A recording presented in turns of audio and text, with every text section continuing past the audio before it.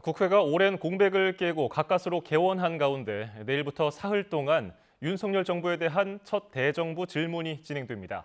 내일 첫날은 정치와 외교, 통일, 안보 분야인데요.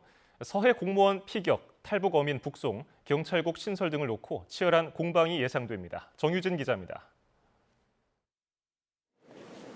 내일부터 사흘 동안 열리는 국회 대정부 질문을 앞두고 정치권에는 전운이 감돌고 있습니다.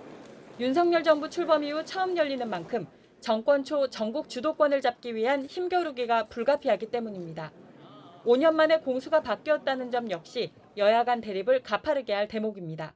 도를 넘어서 지나치게 국정을 발목 잡기식으로 비난하거나 특정 장관의 어떤 개인적인 신상을 가지고 공격을 한다든지 하는 부분에 대해서는 과감하게 또 우리도 함께 공격을 하거나 또는 방어를 하는 측면에서 어느 현안 하나하나가 가볍지 않다, 저는 이렇게 보고 있습니다. 아마 각 분야별 대정부 질의가 매우 불꽃일 것 같다, 이렇게 저는 생각하고 있습니다.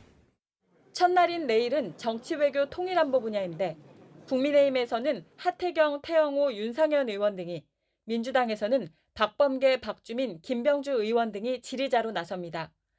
여당에서는 주로 대북 관련 TF를 담당한 의원들이 출격해 탈북 어민 북송 사건, 서해 공무원 피격 사건 등 전 정권을 정조준할 것으로 예상됩니다. 반면 야당에서는 데뷔전을 치르는 한덕수 총리를 비롯해 새 정부 내각을 향해 화력을 집중할 것으로 보입니다. 특히 주말 동안 이슈가 됐던 경찰국 설치와 경찰 내부 반발을 놓고 난타전이 이어질 전망입니다. 둘째 날 대정부 질문에서는 경제 분야를 집중적으로 다룹니다.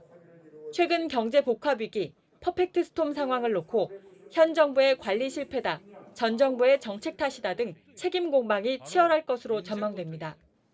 이미 교섭단체 대표 연설에서부터 예고된 상황입니다.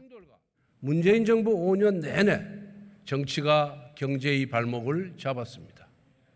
국익과 국민보다 눈앞의 정치적 이익을 우선했습니다. 제적의 역할이 절실한 때입니다.